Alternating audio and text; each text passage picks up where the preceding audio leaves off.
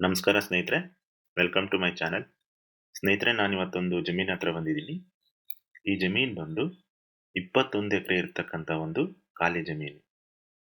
ಇದಕ್ಕೆ ದಾರಿದೇನು ಸಮಸ್ಯೆ ಇಲ್ಲ. ತಾರ್ ರೋಡಿಂದ ಈ ಜಮೀನ್ಗೆ ಕೇವಲ 800 ಮೀಟರ್ ಆಗುತ್ತೆ. ಹಾಗೆ ವಿಲೇಜ್ ಇಂದ ಈ ಜಮೀನ್ಗೆ 1 ಕಿಲೋಮೀಟರ್ ಆಗುತ್ತೆ. ಬನ್ನಿ ಸ್ನೇಹಿತರೆ, ಮೊದಲಿಗೆ ನಾವು ಈ ಜಮೀನಿನ ಬೌಂಡ್ರಿ ಹೇಗಿದೆ ಅಂತ ನೋಡೋಣ.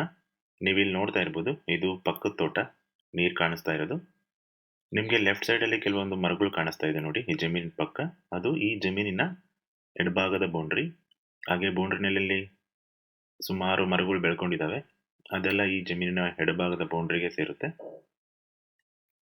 ಹಾಗೆ ಲಾಸ್ಟ್ ಅಲ್ಲಿ ನಿಮಗೆ ಕೆಲವೊಂದು ತೆಂಗಿನ ಮರಗಳು ಕಾಣಿಸ್ತಿದೆಯಲ್ಲ, ಸೊ ಅಲ್ಲಿವರೆಗೂ ಈ ಜಮೀನು ಹೋಗುತ್ತೆ ಆಲ್ಮೋಸ್ಟ್. ಹಾಗೆ ಬಲಭಾಗದಲ್ಲಿ ನೋಡೋದಾದ್ರೆ ನಿಮಗೆ ತೆಂಗಿನ ಮರಗಳು ಕಾಣಿಸ್ತಾ ಇದೆ. ಮತ್ತೆ ಈ ಜಮೀನಿನ ಬಲಭಾಗದಲ್ಲಿ ನಿಮಗೆ ಬೌಂಡ್ರಿನಲ್ಲಿ ಕೆಲವೊಂದು ಚಿಕ್ಕ ಪುಟ್ಟ ಗಿಡಗಳು ಕಾಣಿಸ್ತಾ ಇದೆ ನೋಡಿ, ಅಲ್ಲಿವರೆಗೂ ಇದೆ.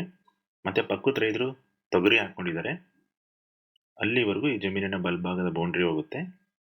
ಈ ಜಮೀನಿನ ಹಿಂಭಾಗ ನೋಡೋದಾದ್ರೆ ಇಲ್ಲಿ ನೋಡ್ಬೋದು, ಬೇರೆ ಒಬ್ಬ ರೈತರು ನೀರಿನ ವ್ಯವಸ್ಥೆ ಮಾಡ್ಕೊಂಡಿದ್ದಾರೆ. ಇಲ್ಲಿ ತೊಟ್ಟಿ ಇದೆಯಲ್ಲ, ಅದ್ರ ಪಕ್ಕನೇ ಬೌಂಡ್ರಿ ಇರೋದು. ಮೆಕ್ಕೆಜೋಳ ಪಕ್ಕ, ಈ ಮೆಕ್ಕೆಜೋಳದ ಪಕ್ಕ ಚಿಕ್ಕ ಬದಿ ಇದೆ, ಅದು ಈ ಜಮೀನಿನ ಹಿಂಭಾಗದ ಬೌಂಡ್ರಿ ಆಗುತ್ತೆ. ಪಕ್ಕದಲ್ಲೆಲ್ಲ ಮೆಕ್ಕೆಜೋಳ ಹಾಕೊಂಡಿದ್ದಾರೆ. ಈ ಬೌಂಡ್ರಿ ಲೈನಲ್ಲಿ ಕೆಲವೊಂದು ಮರ ಇದೆ.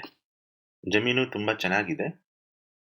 ಇದು ಚಳ್ಳಕೆರೆಯಿಂದ ಕೇವಲ 20 ಕಿಲೋಮೀಟರ್ ದೂರ ಆಗುತ್ತೆ. ಹಾಗೆ ಚಿತ್ರದುರ್ಗದಿಂದ 50 ಕಿಲೋಮೀಟರ್ ಆಗುತ್ತೆ. ಬೆಂಗಳೂರಿಂದ ಈ ಜಮೀನಿಗೆ 220 ಕಿಲೋಮೀಟರ್ ಆಗುತ್ತೆ. ಇನ್ನು ಈ ಜಮೀನ್ ಬಗ್ಗೆ ಹೇಳೋದಾದ್ರೆ, ಇದು ನೀವು ನೋಡ್ತಾ ಇರ್ಬೋದು ಫ್ಲಾಟ್ ಲ್ಯಾಂಡು.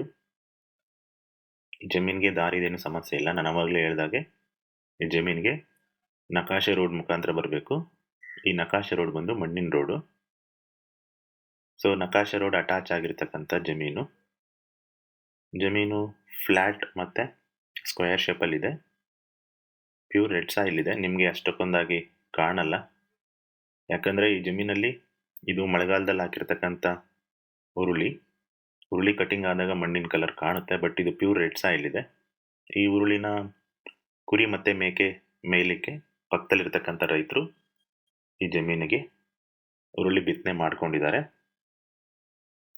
ಹಾಗೆ ಈ ಜಮೀನಿನಲ್ಲಿ ಸದ್ಯಕ್ಕೆ ನೀರಿನ ವ್ಯವಸ್ಥೆ ಆಗಿರ್ಬೋದು, ಕರೆಂಟಿನ ವ್ಯವಸ್ಥೆ ಆಗಿರ್ಬೋದು ಏನೂ ಮಾಡ್ಕೊಂಡಿಲ್ಲ. ಇದು ಖಾಲಿ ಜಮೀನು. ನೀವು ಒಂದು ವೇಳೆ ನೀರಿನ ವ್ಯವಸ್ಥೆ ಮಾಡ್ಕೋಬೇಕಂದ್ರೆ ಬೋರ್ ಹಾಕ್ಸ್ಕೋಬೇಕು. ಇಲ್ಲಿ ನೀರಿಗೇನು ಸಮಸ್ಯೆ ಇಲ್ಲ ಅನ್ಸುತ್ತೆ. ಏನಕ್ಕೆ ಅಂದ್ರೆ ಪಕ್ಕದಲ್ಲಿ ಎಲ್ಲ ತೋಟಗಳೆಲ್ಲ ಮಾಡ್ಕೊಂಡಿದ್ದಾರೆ.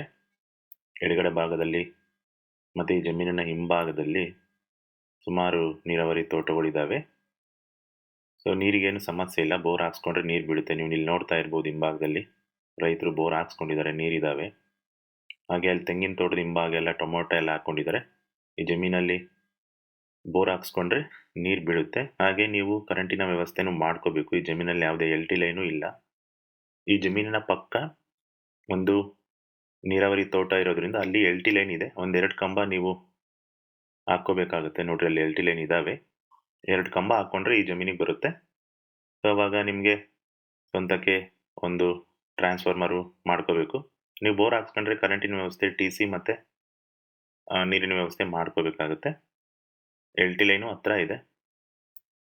ಸೊ ಇದು 21 ಎಕರೆ ಇರ್ತಕ್ಕಂಥ ಒಂದು ಖಾಲಿ ಜಮೀನು.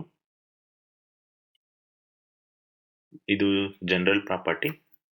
ಡಾಕ್ಯುಮೆಂಟ್ಸ್ ಎಲ್ಲ ಕ್ಲಿಯರ್ ಆಗಿದೆ. ಈ ಜಮೀನಿಗೆ ದಾರಿದು ಏನು ಸಮಸ್ಯೆ ಇಲ್ಲ. ಈ ಜಮೀನು ಬಂದು ಚಿತ್ರದುರ್ಗ ಡಿಸ್ಟಿಕ್ಕು, ಚಳ್ಳಕೆರೆ ತಾಲೂಕು ಮತ್ತೆ ತಳಕು ಹೋಬಳಿಗೆ ಸೇರುತ್ತೆ.